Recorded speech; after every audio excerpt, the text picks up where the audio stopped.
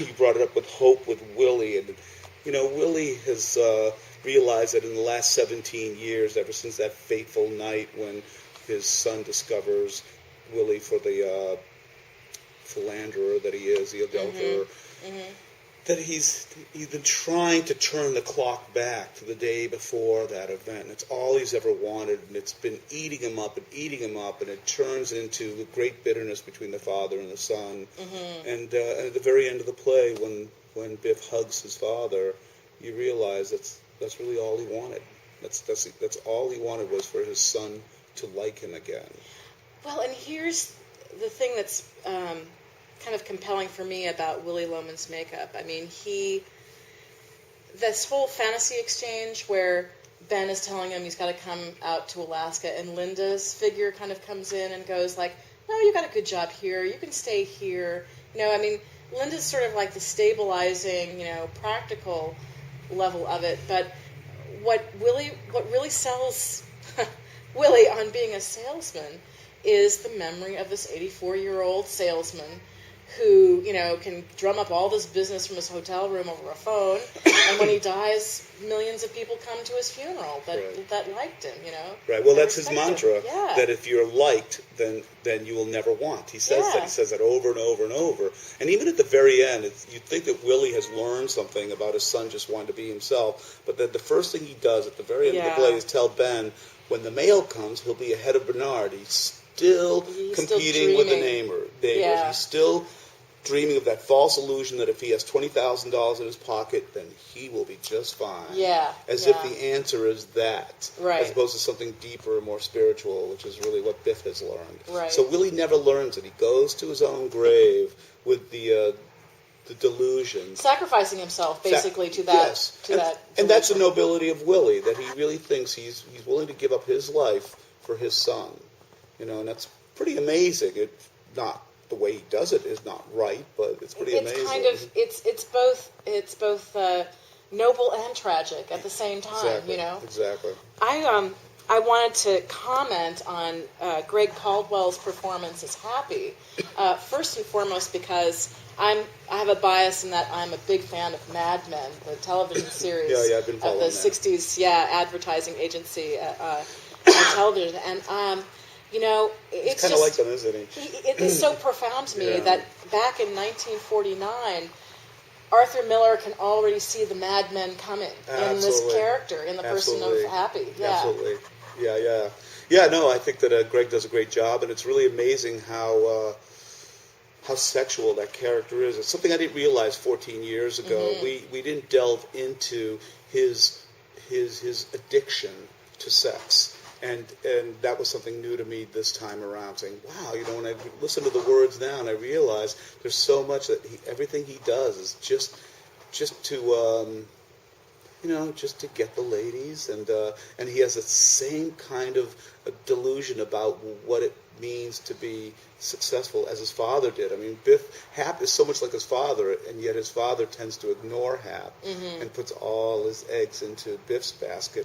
And if he just stopped and looked at Hap, he'd go, oh my God, he's a spitting image of me. Yeah. In so many ways. Or maybe ways. it's this thing where I don't really want to look at the spitting image of me that's kind right. of thing. That's right. Yeah, that's exactly true. Yeah. Yeah, I mean, and here's the other curious thing about, Happy kind of makes an oath at his father's grave that he's going to carry on the battle. The thing is, with the post-war economic boom, he might indeed see much more economic success than his dad did and his mom. Yeah. But whether he'll be actually happy with it, right. Your guess is as good as mine. Yeah, the way the character seems to be going, it would be hard to imagine that he writes his own ship, because he's living the illusion right to the very end. He's going to come out number one in the jungle, no matter what it takes. So even if he makes more money, he's going to be the kind of guy that if he makes $100,000, he's going to spend $105,000. If he makes $200,000, he's going to spend $210,000. He's always going to be just living it to the edge, because that's who he is. So, and he'll always be banging the guys who he thinks are ahead of him. That's right. Or banging the women of the guys. Exactly. And if it takes a little bit of backstabbing or whatever it takes, a little bribe here and there, And that's the interesting thing about Willie, is that his whole attitude is that if it isn't permanently attached to the earth. Take it, you know. He teaches his sons Yeah. to steal whatever they can because he just feels like, hey, you know, this is part of that whole rough and tumble world, you know. It's go get the lumber, go get the sand. We're going to rebuild the stoop, but it's all the stealing. So at the end, you know, Biff is stealing a fountain pen. He's a kleptomaniac, and his father sort of trained him to that, you know. That's where all those different levels of, you know, of the play that are pretty amazing. It is pretty because you could have written the same play without having theft be part of it, you know. But then it's just so perfect when, you know, in his anxiety and rage, you know, at not getting any decent kind of conversation with Bill Oliver, he steals the guy's fountain pen and runs out the door. I mean, it's just, it's the perfect psychological moment. It is so perfect. Yeah. Let's see, Joanne Monteborough, who is also a co-artistic director for Raven Theater, she has, I think, one of the hardest roles to play because she has to play this traditional mom. You know, she's got a role that she's got to be confined to, and yet her role really sneaks up on you. It really, I mean, it's really... she doesn't seem very strong at first. She doesn't seem terribly strong, and then she's just so powerful in the end, that last few minutes, you know. Well, again, you have to think about this housewife and mother in 1949 who loves her husband, truly loves her husband, and whether or not she knows about his past indiscretions is almost beside the point.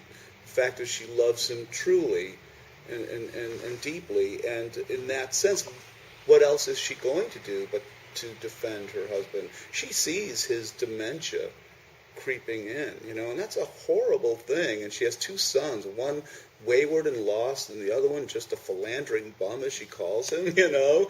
And she says, "That's all you are, my baby." And so she's alone with this man who, you know, has a hard time finding his way home, you know, and she's freaking out. She says, "I live day to day." And when she says that, you listen to that, you go, wow, that's a very powerful thing to say, that I live day to day. It's not just a cliche, but it's true, you know, for her. And the way that even though she is, you know, confined to her role, to her, you know, housewife role, she still brings it down on the boys for their behavior. She really is quite, you know, ruthless in her denunciation of them. Absolutely, you know? Absolutely. And you wonder if she, you know, Willie brags in his flashback of the training he has with the boys, but it's really Linda who one gets the sense has disciplined the boys on some level, you know.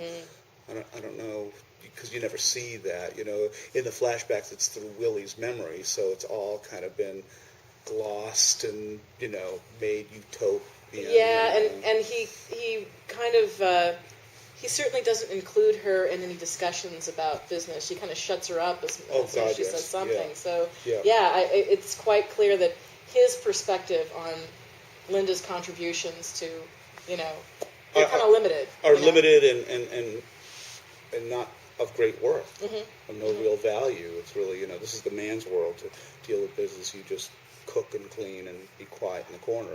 And, you know, that's the way life was. Yeah. You know, for a long time. It was hard to be a strong, independent woman, you know, and Linda, by the time, you know, 1949, she's in her 50s, he's 60, and, you know, it's kind of hard to teach these old dogs any new tricks. Quite true. You know? Quite true. Yeah.